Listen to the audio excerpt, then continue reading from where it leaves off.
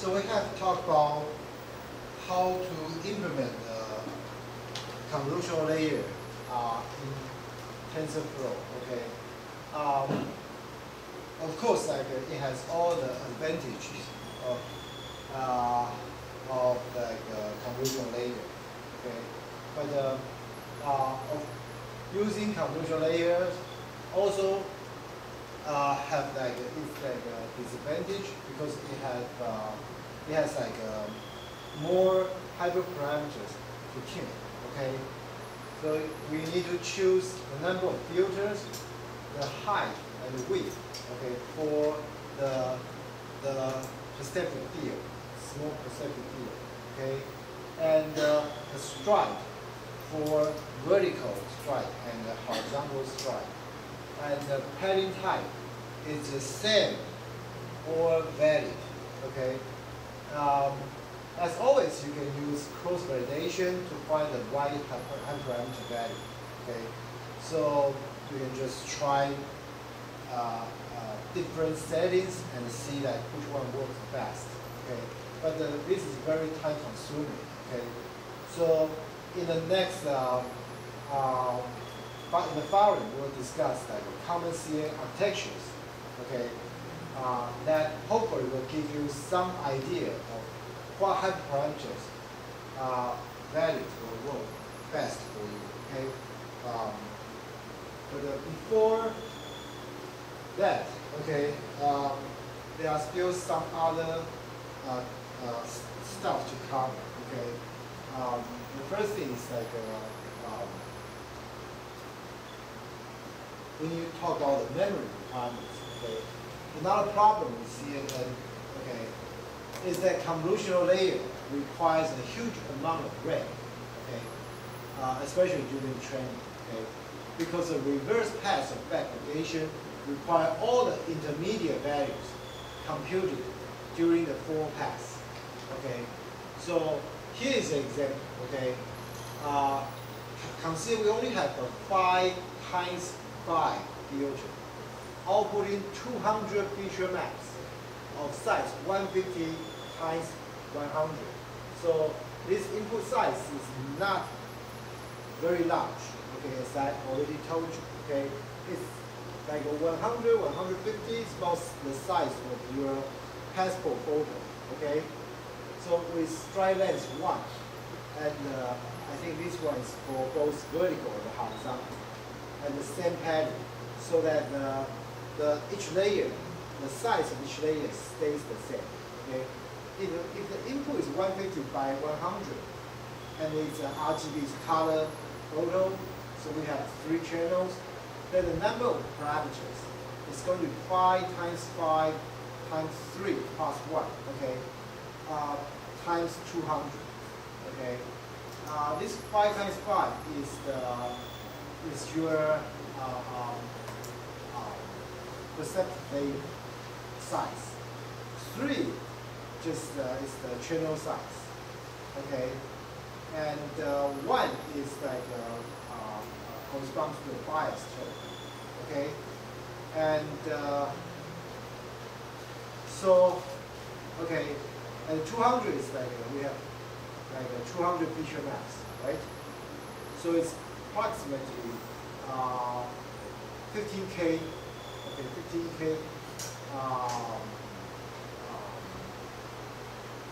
So which is fairly small compared to a fully connected layer. Okay, we are going to compute how many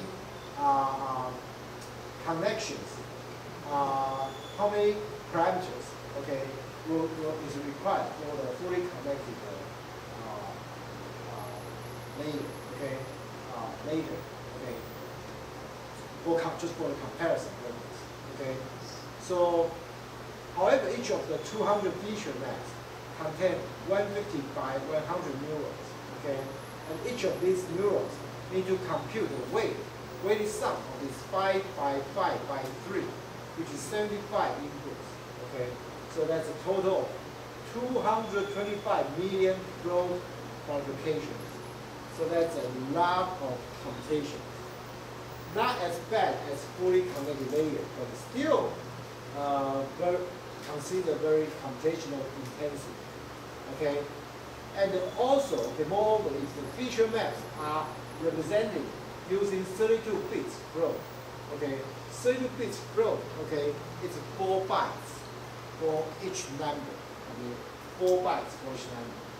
Okay, originally I say like 2 bytes, depending on what kind of floating point format we are dealing with. Okay, 32 bit is probably the most accurate format. Okay, so the convolution layer's output will occupy about 200 times 150 times 100 times 32, about 96 million bits of the memory. Okay, so which is about like 11.4 megabytes. Again, this is not just one instance. This is just for one instance. So if you are going to train a batch of size 100 instances, okay, then it's going to be like over 1 gigabyte of RAM.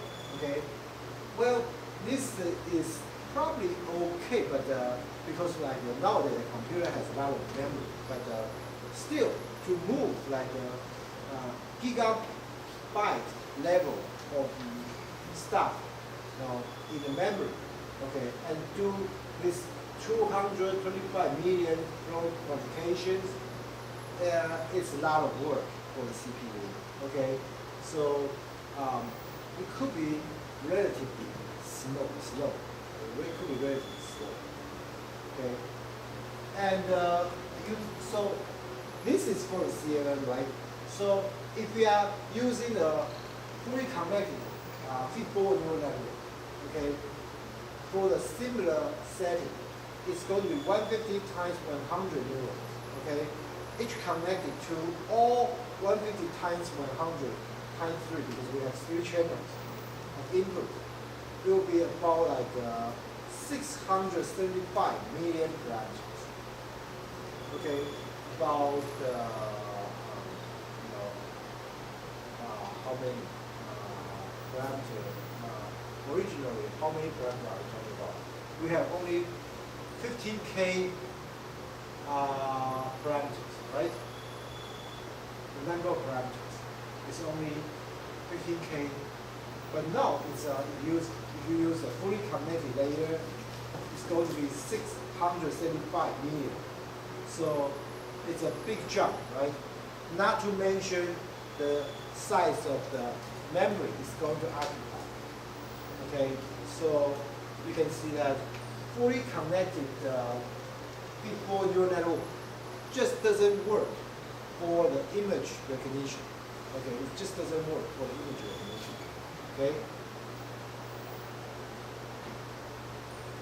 So of course, like for such a huge amount of storage of the space, okay, it's not very like efficient. Okay, no matter you are, well, when it comes to this size, no matter what type of operation you are talking about, okay, it's just not going to be very efficient. Okay, so how can we deal with that? Is there some way we can reduce this memory size, memory requirement? Okay, for example, during inference, okay, when making a prediction, okay, then the memory occupied by one layer can be released as soon as the next layer has been computed. So we only need to as much memory as required by 2 consecutive layers. Okay, so by doing that, okay, we can reduce the memory requirement a lot. Okay, because a lot of time we are talking about like deep network architecture when it comes to the CNN. So if you only need to store 2 consecutive layers of information, it's much better. It's going to take much less amount of memory.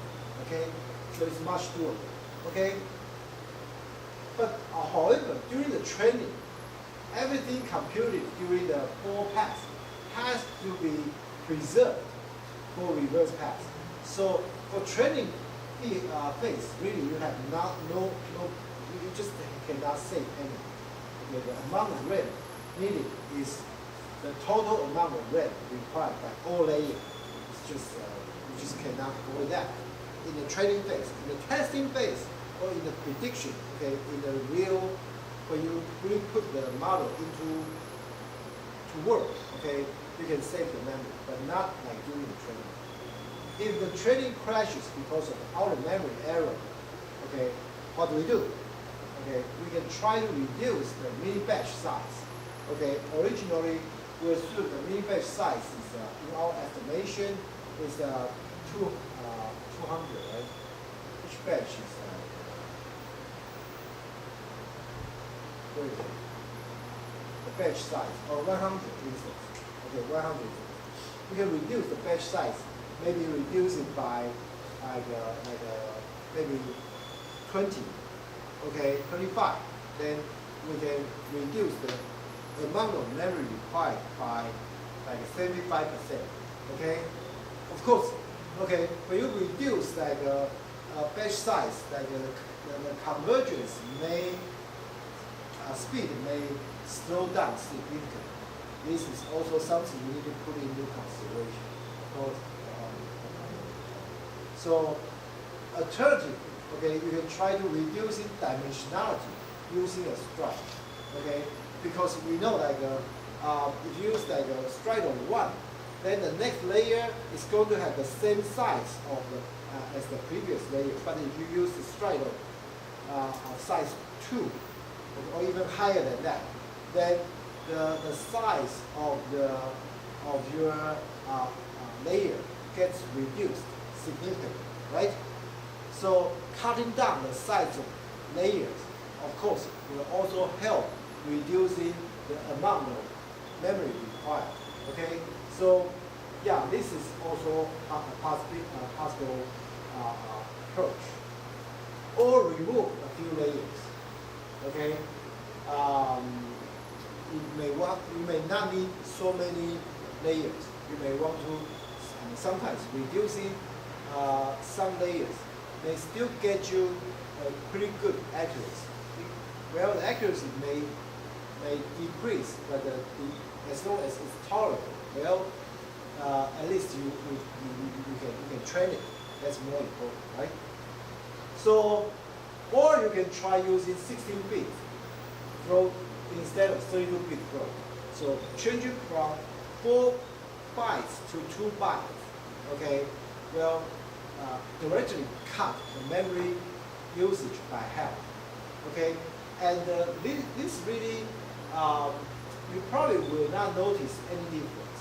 Okay, so this approach, using 16 bits float, okay, instead of 32 bits float, okay, it's really a very simple approach which works pretty well because you are not sacrificing almost anything. Okay, you almost sacrifice nothing, and you can cut down the memory size by half. Okay, so this is a pretty good option. Okay, probably the best option. Okay, the first thing you should do is this one. Okay, or you could distribute the CN across multiple devices. Well, remember we skipped one chapter, right?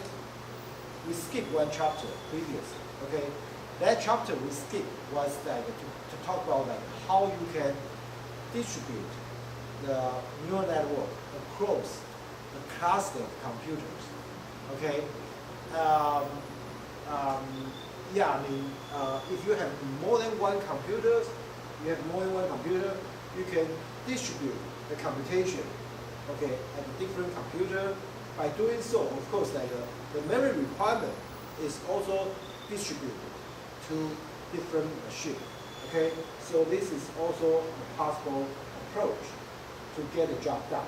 Okay, but unfortunately, we skipped that chapter. So how to do that? Well, please read the slide I provide. Okay, I really have no time to cover that chapter. Okay. Sorry about that. Okay. So another thing that is important, another element that is important, okay, for the CNN is the pooling layer. Actually, using the pooling layer also help to reduce the memory usage because pooling layer help to reduce the size of the layer significantly. Okay, that is actually the primary purpose of the pooling layer. Okay, so here we are. Okay, so once we understand how convolution layers work, okay, the pooling layers are quite easy to grasp. Okay, the goal is to subsample or shrink the input image in order to reduce the computational load, the memory usage, and the number of parameters. Okay, so because we reduce the number of parameters, we also limit the risk of overfitting because if you have too many parameters, your model is more likely to overfit. Okay, if your model has a fewer number of parameters, okay, it's less likely your model is going to overfit. Okay, I think that we talk about this concept, right? Okay.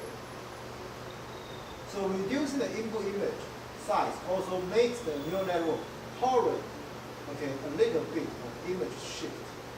Okay. Well, this actually, we also talk about this a little bit of this in the data augmentation, right? In data augmentation. So this thing, okay, the pooling layer also help this, okay, also help deal with the memory shift. Okay, so that's good, which is good. Okay. So just like convolution layer, each neuron in the pooling layer is connected to the output of a limited number of neurons in the previous layers. Okay, located within a small rectangle with receptive fields. Almost the same. Almost the same. Okay, you must define the size, the stripe, and the padding types. Okay, so you can see it's almost the same, right? Okay, however, the pooling neuron has no weight. Okay, it does not have weight, and all it does is aggregate the input using an aggregation function. Okay, there are some basic aggregation functions that we produce. For example, like max. Okay, max pooling, it means like you just from that rectangle region, you only keep the max value. Okay, you only keep the max value. That's it. That's it. Okay, very simple. Or mean.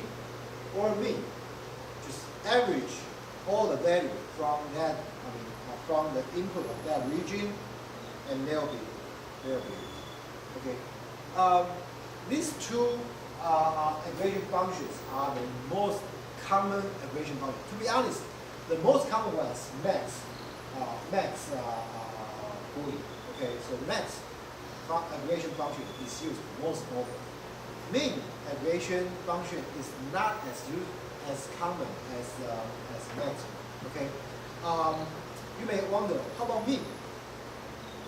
Well, min is apparently also an option for aggregation function, right? But you will find that we almost certainly do not use that. Okay, we almost certainly do not use that because most likely, okay, when we are dealing with like a input image, okay, or any kind of complicated input, okay, what we want is we want to keep like the strong feature. We want to keep the strong feature as we progress toward the higher layers, and we want to keep the strong feature. Okay, so we don't use min pooling. We use max pooling most often for that purpose. Okay. So in the example, okay, we use 2x2 pooling kernel. Okay, a stride of 2, no padding. Okay, know that only the max input value in each kernel make it to the next layer. The other inputs are dropped. So this is like here. Okay, we just try to get like the biggest value in this region and put it here. Okay, so in this region we have 1, 3, 5, 2. Only 5 will be left here. The other values will be dropped. Okay, and same thing applies for this region. Okay, we have 4 different values, input values from here, and only the largest one stay there. Okay, and so on. So by doing so, we sort of very efficiently reduce the size of each layer. Okay. So for example, if the original image look like this, okay, by using the max pooling, okay, by using the max pooling with the size of 2 by 2 and the stride length of 2, okay, on both vertical and horizontal direction, this is what you get. Look at these two pictures. You will feel that this picture actually preserve the important detail of the original picture, right? It actually preserve all the important feature of the original picture. Okay, and more importantly, now this picture is 75% smaller than the original picture, right? Because both width and the height are reduced by half. Okay, so only 25% of the image is left, right? We are able to preserve most of the feature with much smaller amount of memory usage, right? So that's the reason why we want to use the max pooling. Okay. So, but the pooling is obviously very destructive kind of layer, okay, because we are getting rid of many useful information, right? Even with a tiny 2 by 2 kernel and the stride 2, the output will be 2 times smaller in both directions. So its area will be 4 times smaller, simply dropping 75% of the input values. So we are throwing away for the input we are throwing away 75% of the information. We only keep the most important 25% of the information. Okay. But you will find that in most situations, most complicated tasks, even for the complicated tasks, in most situations, this is it's good enough. It's really good enough. Okay, even though it's how we call it, destructive kind of data. Okay, we need only a small amount of information, but that information, as I said, the information that we keep is the information that is most relevant, actually. Okay, so pooling layer typically works on every input channel independently. Okay, so the output depth is the same as the input depth. Okay, so you may alternatively pool over depth dimension. Okay, so we can pool the depth dimension. So in other words, we can pool across different feature maps. Okay, we can pool across different feature maps. Okay, so in which case the image spatial dimension. Okay, as we will see in which case the image spatial dimension such as height and width remains unchanged, but the number of channels is reduced. Okay. So again, okay, so implementing max pooling layer TensorFlow this part is very similar to the convolutional layer. Okay, you can see this is the corresponding code.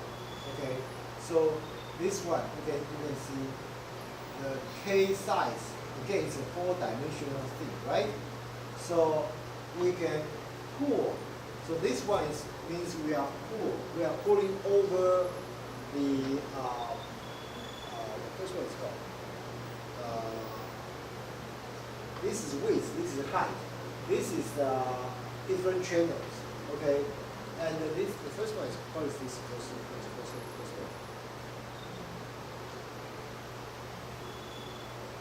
Oh, batch, mini batch. Okay, so a little bit different from the previous one. Okay, from the previous convolutional layer. Okay, in the convolutional layer, this kernel size or filter size. Okay, only the width and the height can be valued other than 1, right? But in the pooling layer, okay, you can also make you can do the pooling over depth. So the fourth dimension can be a different value than 1. Okay, but if you want to pull the depth, then these two, the width and height, will stay to be 1. Okay, so either this width and y will be greater than 1, or they stay to be 1, and the fourth one will be greater than 1. Okay, they cannot, you cannot have like a kernel size such that like the second, third, and fourth element are all be greater than 1. That's not possible, and this is not possible for the current implementation of TensorFlow. Okay, and also the TensorFlow does not support pulling over the batch. So the first element stays to be 1, at least for now. Okay, in the future TensorFlow version, I don't know if it's will support pulling over the batch. That's what I don't know. Okay. So the other part is almost identical to the convolutional layer. So I think I will not go into it. So this is the code actually used to generate this. Okay, so that's why you can see, okay, here, okay, the width and the height of the respective field are both 2, and the strike, okay, the width and height are 2 as well.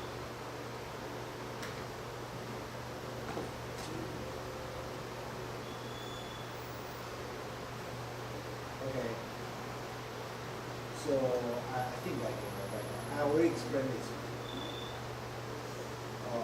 To create average pooling, okay, this example is to create a max pooling, so we are calling max pool. Okay, if you want to create an average pooling, so you just call the AVG pool function. Okay, that's it. Okay, so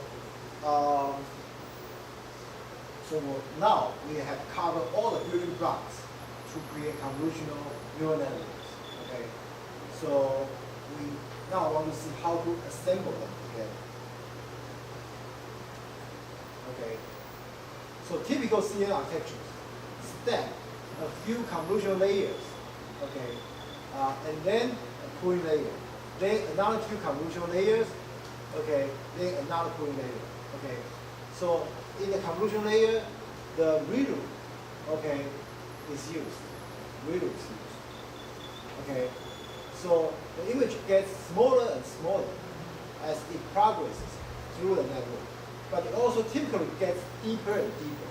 So you are going to end up having more and more feature maps. Okay, so so thanks to the convolutional layers. Okay. So at the top of the stack, the regular feed-forward neural network is added, so which is composed by a few by some fully connected layers. Again, the ReLU activation function is used. Okay, and the final layer output the prediction result. Okay, because we want to predict a certain classes, so the softmax layer is used, and softmax will be normally will be accompanied by the cross entry, okay, and which will be used to estimate the class probability, okay, and we of course will output the class with the highest probability. That's it, okay. So common mistake is to use convolutional kernel that are too large, okay. Don't use convolutional kernel that are too large, okay.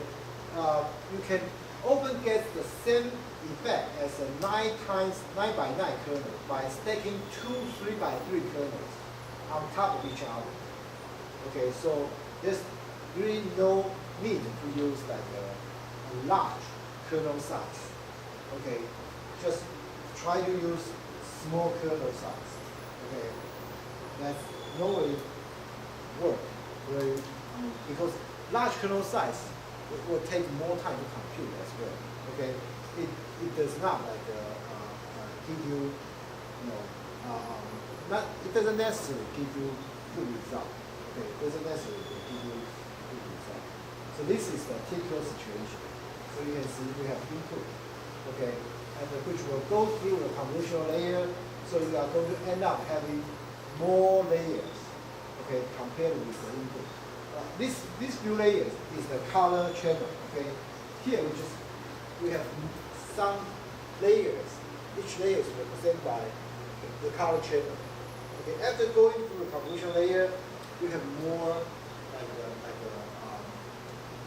layers. These layers are composed by the feature maps. Okay, and then by using the pooling layer, okay, we are able to reduce the size, okay, of each feature map. Okay, and then again we are using the convolution layer. So by applying convolution layer, again you can see the number of feature map increases. Okay, and then we apply the pooling again. So the size, the number of layers stays the same, but the size gets increased. Okay, and then finally we feed this one to the fully connected layer. After a few fully connected layer, and we feed this one to the softmax layer output. Okay, this is the typical CNN architecture, the typical CNN architecture. Of course, you can play with like a number of convolution layers and pooling layers. Okay, you can do this a few times. Okay, not just one time. Okay, you can do it a few times. Okay, and same thing for the fully connected layer. Do you want to use like two layers, 3 layers? Well, how many neurons do you want in the fully connected layer? In each fully connected layer, that's also like adjustable. Okay. So again, and I also talked about like there are many hyperparameters that you can tune in the convolution layers, right? So all these hyperparameters, you need to think about how to what value will be the best to use for your test. Okay, but no matter what, okay, this process is a typical CA architecture, just to give you the basic idea.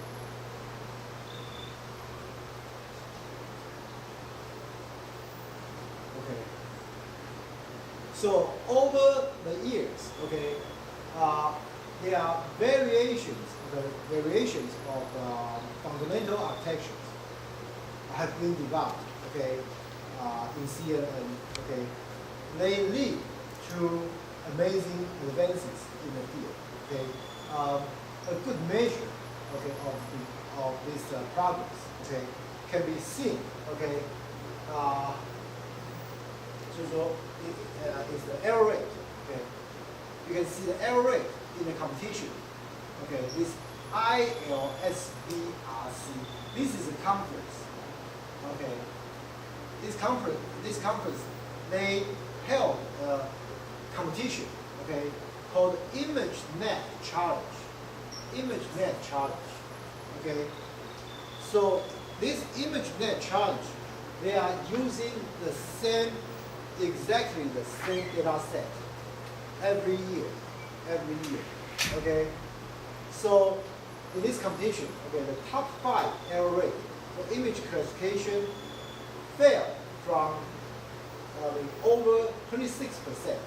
Okay, so it's like first I need to define what is top 5 error rate. Okay, top 5 error rate means like okay, if you give the model a picture, it does the classification, right? It does the classification. It will output the first 5 most likely classes for this picture. Okay, if this picture fall into this first 5 classes, it's considered successful. Okay, it's considered correct. If this picture does not, the ground truth of this picture does not fall into this top 5 classes, it is considered fail. Okay, so well, because we are not talking about like the top 1, but about top 5 classes. Okay, so you may think, well, this is a relatively easy job, right? We'll get to that point later. Okay, so at the beginning, so it used to be like a 26% error rate. Okay, so about 1/4 image. Okay, more than 1/4 image. Okay, is classified incorrectly. Okay, even it is not even in the top 5. So this is very poor performance, right? This is, I mean, you may think, okay, human can do a much better job. Okay, we'll get to that point later. Okay, so it fell from 26% to only 3% in just 5 years. Okay, 3%, that's crazy, you know. That's crazy. Okay, you may still wonder, like, well, because we are using top 5, right? We are not using top 1.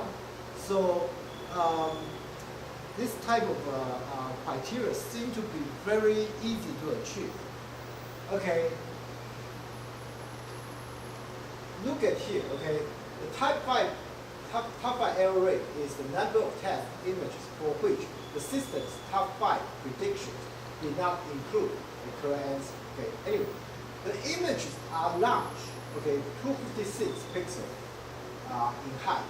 Okay, the width is about, I think it's a little bit larger than that.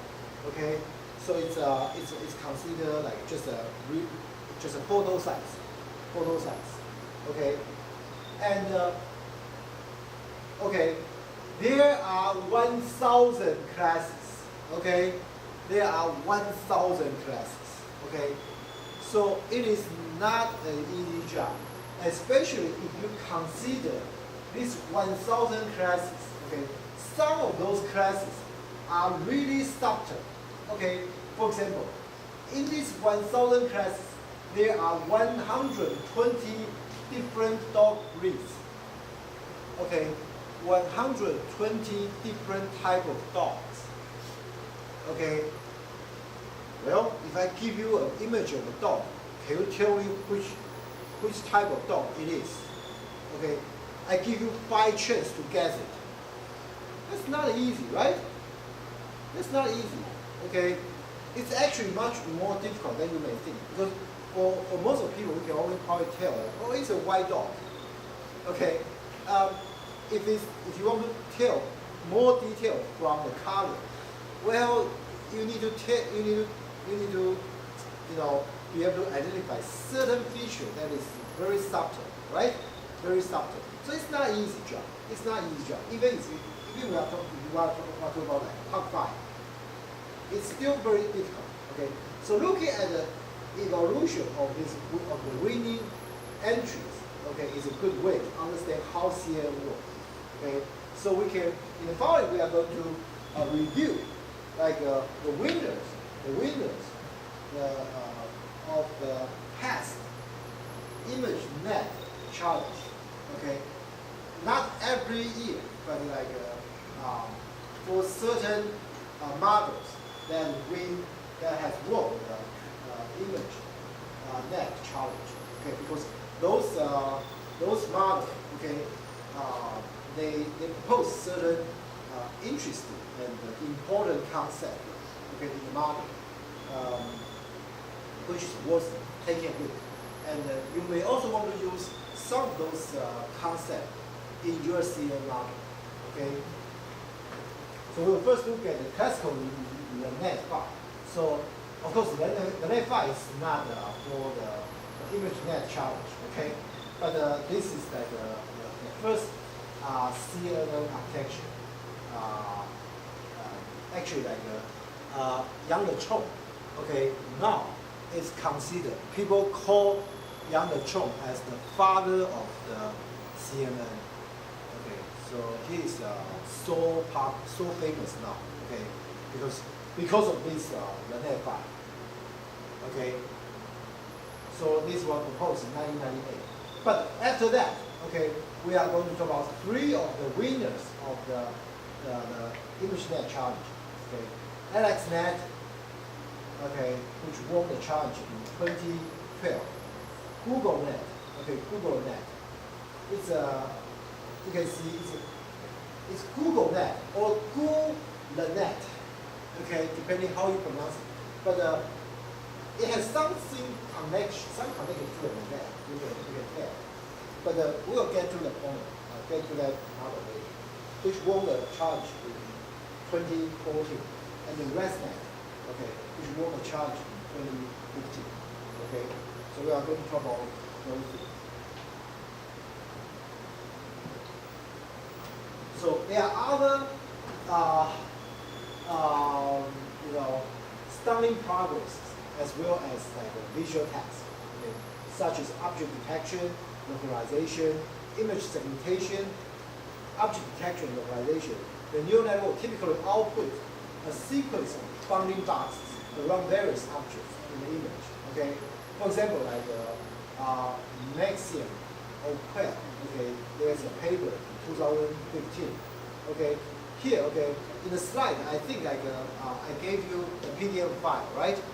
Okay, so there's a link. There's a link. You can click on this this word paper, okay, which allows you to download a paper that is authored by the Maxium, okay, on the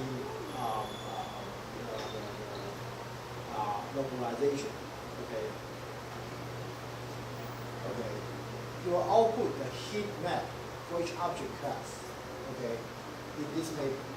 Or Russell Stewart, okay, 2015. Okay, again, this is a link that allows you to download the real paper. Okay, that uses a combination of CNN to detect faces and the recurrent neural network. We are going to talk about the RNN, okay, after this chapter, okay, to output a sequence of bounding boxes around it, okay. So in image segmentation, the net outputs image, usually the same size as the input, where each pixel indicates the class of the object to which the corresponding input pixel belongs. Okay, so there's a paper, okay, from Ivan Schulhammer, okay, again published in 2016. Okay, the link is provided here. You may want to take a look, okay, to know more about that. Okay, so I think that I'm really running out of time, so I think I will talk about this example next time. Well, actually, like 2 weeks, the week after next.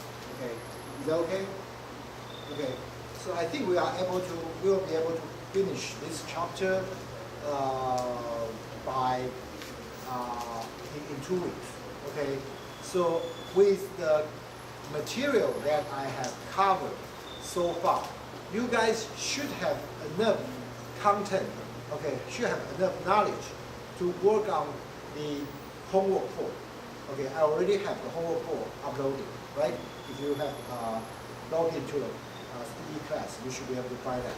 Okay, and also you should be able to start working on the next model for the final project.